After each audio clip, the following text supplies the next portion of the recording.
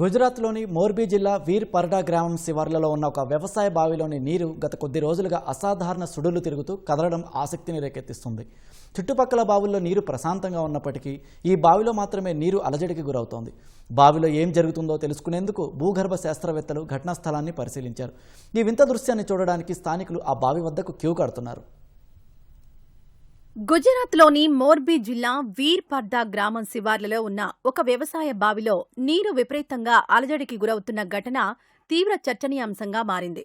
గత కొన్ని రోజులుగా సమీపంలోని ఇతర బావుల్లో నీరు ప్రశాంతంగా ఉన్నప్పటికీ ఈ బావిలోని నీరు మాత్రం అకస్మాత్తుగా సుడులు తిరుగుతూ ఉవ్వెత్తున ఎగిసిపడుతోంది.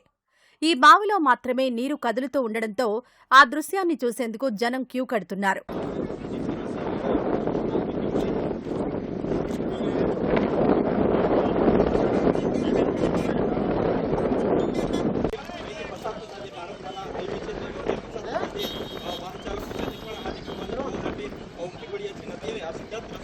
బావిలో నీరు కదులుతున్న వార్త చక్కర్లు కొడుతూ ఉండడం వల్ల మోర్బీ జిల్లా భూగర్భ శాస్త్రవేత్తలు ఘటనా స్థలాన్ని పరిశీలించారు.